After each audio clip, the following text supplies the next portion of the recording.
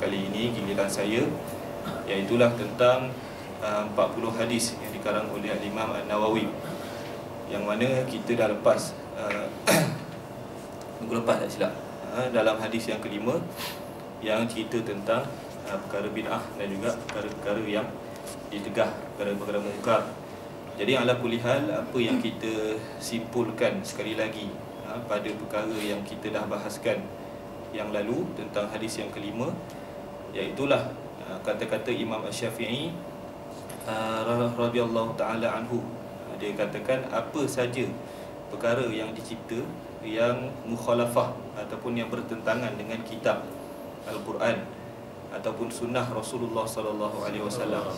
Dua sumber ni, pertama sekali bertentangan dengan kitab Al-Quran, yang kedua sunnah Nabi, dan yang ketiga ataupun ijma' para ulama, dan yang keempat ataupun atharan, asar yang warid ataupun kita kata perbuatan, kata-kata para sahabat orang terdahulu.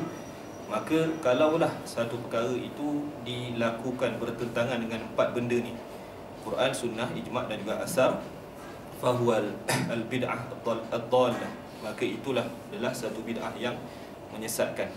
Tapi apabila ia tidak bertentangan dengan satu perkara pun daripada empat perkara tadi, maka dia tidak dikira sebagai bid'ah yang sesat, tapi dikira sebagai bid'ah yang terpuji. Jadi tuan-tuan, itu kesimpulan yang saya ulang balik, dan insya-Allah pada kali ini kita masuk hadis yang ke-6. Hadis tentang perkara halal dan juga haram. Saya bacakan hadis dulu. An Abi Abdurrahman An-Nu'man bin Bashir radhiyallahu anhuma qala sami'tu Rasulullah sallallahu alaihi wasallam yaqul innal halala bayyinun wa innal harama bayyinun wa bainahuma umurun mushtabihat la ya'lamuhunna katsirun minan nas faman ittaqash syubhati faqad istabra'a li dinihi wa 'irdihi wa man waqa'a fi syubhat waqa'a fil haram karra'i yar'a hawla al-hima yushiku an yarta'a fihi ala wa inna likulli malakin hima ala wa inna likulli malikin hima ala wa inna himallahi maharimuh wa inna himallahi maharimah ala wa inna fil jasadi mudghah idza saluhat saluhal jasadu kulluh wa idza fasadat fasadal jasadu kulluh ala wa hiyal qalb. Rawahul Bukhari wa Muslim. Hadis yang diriwayatkan oleh Imam Bukhari dan juga Muslim yang menceritakan tentang halal dan juga haram. Diriwayatkan daripada An-Nu'man bin Bashir radhiyallahu anhuma, beliau berkata, aku telah mendengar Rasulullah sallallahu alaihi wasallam bersabda, sesungguhnya perkara yang halal itu jelas dan sesungguhnya perkara yang haram itu jelas. Di antara kedua perkara tersebut, halal dan haram ni, ada beberapa perkara yang mushtabihat, sama-sama, yang tidak diketahui oleh kebanyakan orang. Maka siapa yang famanittaqa, bertakwa ataupun kita kata menjauhi perkara-perkara syubhat, faqad istabra'a li dinihi wa 'irdihi, maka dia telah istabra'a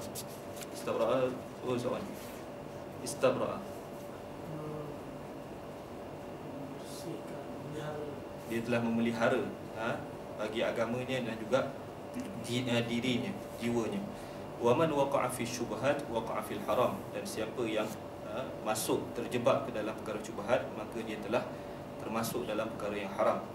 Karra'i yar'a haulal hima, seolah-olah orang yang pengembala yang mengembala binatang gembalaannya di sekitar satu kawasan larangan. Takut-takut lambat laun gembalanya akan masuk ke dalam kawasan tersebut. Ala wa inna likulli malikin hima, setiap raja itu ada kawasan larangan dia.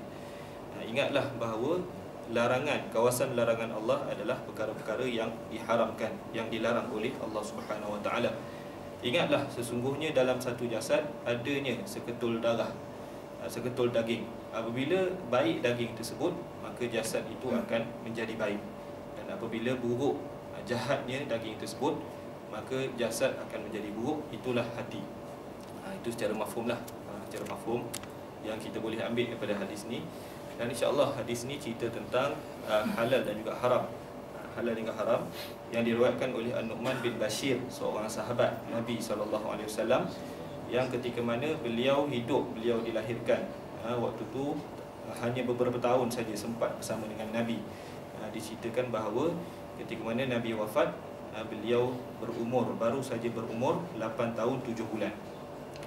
Bin Bashir, iaitu seorang sahabat Nabi juga, ayahnya, dan juga mereka ini tergolong daripada mereka yang sempat bersama dengan Nabi SAW.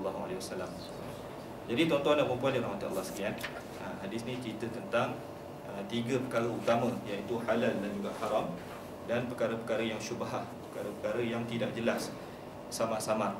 Jadi kalau kita lihat kepada halal dan haram, selalu orang kita fikir halal haram ni ada pada makanan. Kalau makan tu halal, maka ia boleh dimakan, dan kalau makanan tu haram, tak boleh dimakan.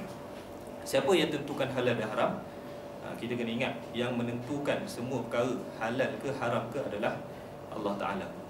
Allah Ta'ala beritahu dekat dalam Quran, Allah Ta'ala beritahu dekat dalam hadis, dan juga perbincangan para ulama menetapkan bahawa ini halal, ini haram.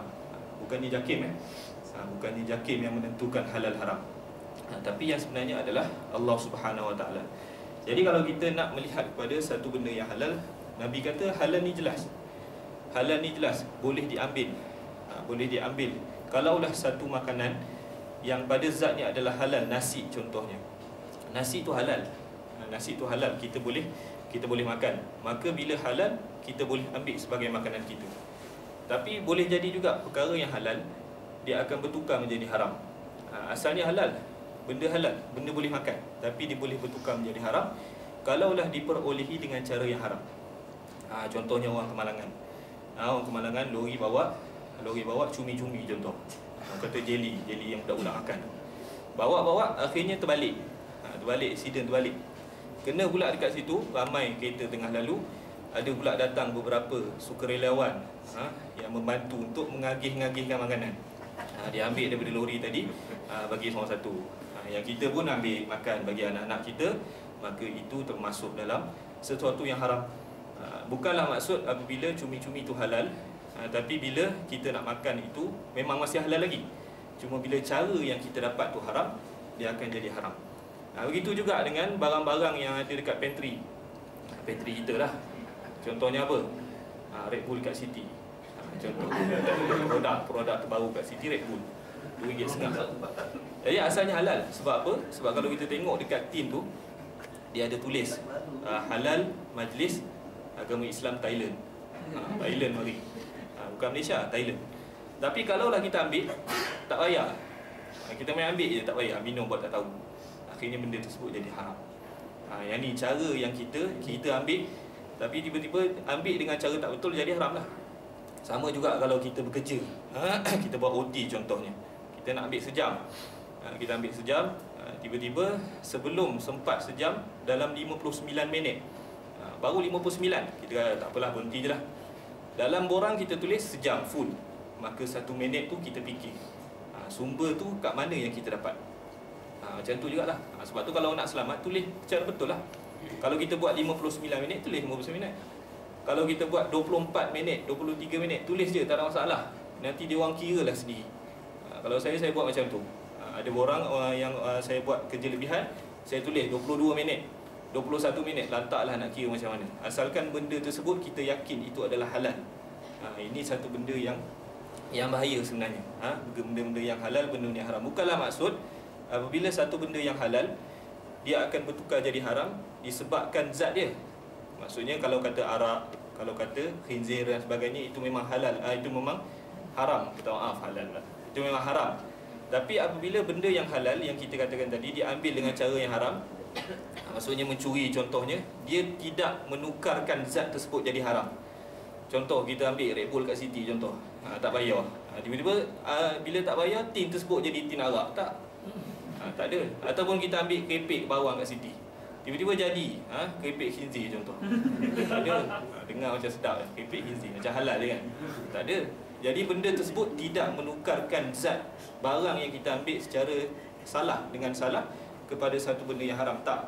Tapi sebenarnya disebabkan cara kita dapatkan benda tersebut secara haram. Sebab itulah bila bincang tentang benda haram dan juga benda halal ni, ramai orang yang kadang-kadang masih lagi terperangkap dalam halal haram ni. Kalau tuan-tuan nak kepastian, kita dalam Malaysia ni ada satu badan, JAKIM lah kita panggil, badan JAKIM, yang bertanggungjawab nak tentukan benda ni adalah halal ataupun tidak halal. Itu khusus pada makanan. Itu dinamakan sebagai satu jabatan hab halal. Dalam JAKIM tu ada yang menentukan barang ni halal ataupun tidak. Jadi kalau tuan-tuan buka kepada laman web sendiri, laman web JAKIM, ada beberapa badan berkanun yang diiktiraf JAKIM bahawa barangan yang dikeluarkan oleh diorang boleh dianggap sebagai halal, mendapat pengiktirafan. Jadi dekat sini halal dan haram satu benda yang kita tak boleh main-main. Sebab dalam sebuah kitab Tauhid, namanya Hasyiah Jauharah Tauhid, menyebutkan tentang nama-nama Allah Subhanahu Wa Taala, yang kita digalakkan untuk kita berdoa dengan nama Allah. Tapi disebutkan selepas tu, antara perbezaan doa manusia ni sama ada dikabulkan, cepat dikabulkan ataupun lambat dikabulkan. Bezanya apa? Bezanya syarat-syarat yang terdapat pada doa tersebut. Maksudnya kalau kita nak berdoa ni ada syarat dia. Yang syarat yang paling besar dikata untuk menyebabkan doa kita dimakbulkan adalah aklul halal, makan benda yang halal. Maksudnya kalau sumber kita halal, kita makan pun benda yang halal. Jadi apabila kita berdoa, insya-Allah Allah senang nak mudah kabulkan doa kita. Jadi tuan-tuan dan puan-puan dirahmati Allah sekalian, itu perkara yang berkaitan dengan halal ataupun haram yang jelas diterangkan oleh Nabi SAW dalam hadis ini. Benda-benda tersebut adalah benda-benda yang jelas, benda-benda yang kita tidak perlu nak persoalkan lagi tentang perkara tersebut. Tapi kadang-kadang macam yang dikatakan tadi, bahawa halal dan haram itu boleh berlaku pada dua tempat, iaitulah zat. Zat halal itu, maka ia akan jadi halal. Kalau nasi itu halal, tak ada dalil yang melarang kata dia haram, maka dia akan jadi halal. Begitu juga dengan perkara yang halal ataupun haram yang diperolehi dengan cara yang salah, maka automatik sumber tersebut yang kita makan akan jadi haram.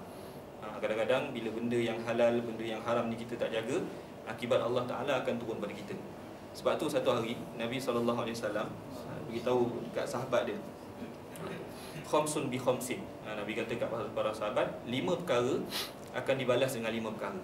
Kalau ikut maksud 5 dengan 5, maksudnya kalau kita buat 5 benda, kita akan dibalas dengan 5 benda. Apa dia? Salah satu yang disebutkan oleh Nabi adalah wala zaharat fihim al-fahishah illa fasha fihim al-maut. Ini satu benda yang Nabi ingatkan kepada kita, tidak akan berlaku secara berleluasa perbuatan zina. Perbuatan zina dalam satu kaum, melainkan mereka akan ditimpa satu musibah, iaitu banyaknya berlaku kematian. Maksudnya kalau dalam satu masyarakat yang banyak melakukan zina, akhirnya Allah Ta'ala akan turunkan bala. Apa dia? Banyak orang mati. Sebab tu kalau kita tengok ramai sekarang kes orang mati, tak kira lah mati dengan apa cara sekalipun, kena bunuh ke, kena bakar ke, kena campak dalam sungai ke, dalam gaung ke, aksiden sekalipun, ramai orang mati disebabkan mungkin salah satunya masyarakat yang hidup dalam komuniti tersebut adalah masyarakat yang mengamalkan zina. Kata zina berleluasa. Sebab tu kalau tuan-tuan pernah hadir ke kursus di undang-undang, kursus jalan raya contohnya, dia bentangkan satu statistik lah. Dia kata apa? Setiap tahun negara kita ni akan mengalami peningkatan dalam kadar kemalangan. Jadi percayalah tuan-tuan, kalau kita tengok kepada statistik tersebut, kalau kita tengok, kita kaji, kita amal dengan hadis Nabi, selagi mana masyarakat yang kita hidup ni masih mengamalkan zina berleluasa, maka ingatlah statistik tersebut akan terus naik. Walaupun buat sampai opsikap kali 100, opsikap kali 200, akan tetap naik. Sebab apa? Janji Nabi ada dalam hadis yang disebutkan tadi, hadis yang diriwayatkan oleh Al-Imam At-Tabarani. Sebab tu benda yang halal ni satu benda yang jelas, benda yang haram ni satu benda yang jelas.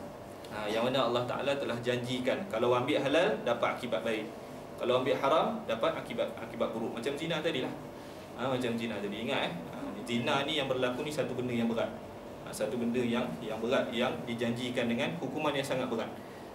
Jadi tak adalah kita nak kata zina ni yang maksudnya zina yang berlaku di kalangan manusia. Zina yang berlaku di kalangan manusia, bukannya sesama kucing, bukannya sesama binatang, tak. Binatang tak dipanggil zina. Kalau kita tengok binatang jalan lalu tiba-tiba jumpa binatang tengah buat projek contoh, maka dia tidak dinamakan zina. Kita tahu kucing berzina, tangkap dia, pergi sebat dia, tak ada Itu adalah satu bid'ah. Satu bid'ah dalam agama. Sebab apa? Sebab mereka ini tidak dikenakan hukum taklif. Maksudnya mereka ini tidak ditaklifkan dengan hukum agama. Tambah pula yang tak senonoh. Bila dia tengok macam tu, dia pergi rakam pula dengan video. Ambil aset dia, contoh BlackBerry ke apa ke, pergi rakam pula. Rakam 10 minit. Contoh, lepas tu upload pula kat YouTube. Jadi tak senonoh satu benda yang tak senonoh. Kadang-kadang sekarang pelik-pelik, sampai lalat buat pun rakam. Jadi itu perkara-perkara haram yang berlaku dalam masyarakat kita. Jadi benda ni kena tengoklah. Benda-benda yang asalnya tidak ada hukum, tidak ditentukan sama ada halal ataupun haram, maka itulah yang disebutkan oleh para ulama dalam mazhab kita, al-aslu fil asya' al-ibahah. Satu benda, asal satu benda tu yang tidak ada hukum sama ada halal ataupun haram, boleh ataupun tidak, maka ia adalah harus. Ia adalah harus sampailah ada dalil yang menunjukkan bahawa ia adalah haram, ataupun ia adalah sampai ada dalil yang menunjukkan ia adalah haram. Satu benda yang kita tak tahu sama ada haram ataupun halal, asal kepada benda tersebut adalah boleh, halal. Tapi kalaulah ada dalil yang menunjukkan bahawa ia adalah haram, barulah ia dilarang. Sebab tu kalau kita buat apa-apa sekalipun, kita kena ingat hadis ni. Benda yang halal tu dah jelas, benda yang haram tu dah jelas. Benda-benda halal ini benda yang dijelaskan oleh Allah Subhanahu Wa Taala dalam kitab-kitabnya, dalam kitab Al-Quran, dalam sunnah Nabi SAW, dan berbagai lagi sumber yang dijelaskan oleh Allah. Jadi ini benda-benda yang halal dan benda-benda yang haram yang kita kena jagalah. Benda yang haram kita kena jaga supaya tidak terjebak dalam perkara-perkara yang dilarang oleh Allah Subhanahu Wa Taala. Jadi tuan-tuan dan puan-puan dirahmati Allah sekalian, kalau kita nak bincang kepada perkara yang seterusnya, iaitu syubhah, perkara yang syubhah, maka ambil masa sebenarnya. Jadi insya-Allah selepas daripada ini kita akan masuk pula kepada bahagian yang ketiga daripada hadis yang ke-6 ini, iaitu perkara-perkara syubhah yang ramai tidak diketahui oleh kebanyakan manusia. Okey, jadi insya-Allah selepas daripada ini kita akan masuk kepada penjelasan daripada hadis yang ke-6, hadis yang menceritakan tentang halal dan haram dan juga perkara syubhah pada pertemuan yang akan datang insya-Allah. Jadi saya rasa mungkin setakat ini saja yang boleh dikongsikan bersama berkenaan hadis yang kita baca tadi, hadis riwayat An-Nu'man bin Bashir. Moga-moga kita dapat mengambil manfaat dan istifadah daripada hadis tersebut, dan segala yang salah dan silap itu datang daripada kelemahan diri saya. Segalanya dan segala yang baik itu datang daripada Allah Subhanahu Wa Taala. Hakikatnya kedua-duanya adalah datang daripada Allah Subhanahu Wa Taala. Aqulu qawli hadza wa astaghfirullah li wa lakum. Assalamualaikum warahmatullahi wabarakatuh. Kita tutup dengan tasbih kifarah.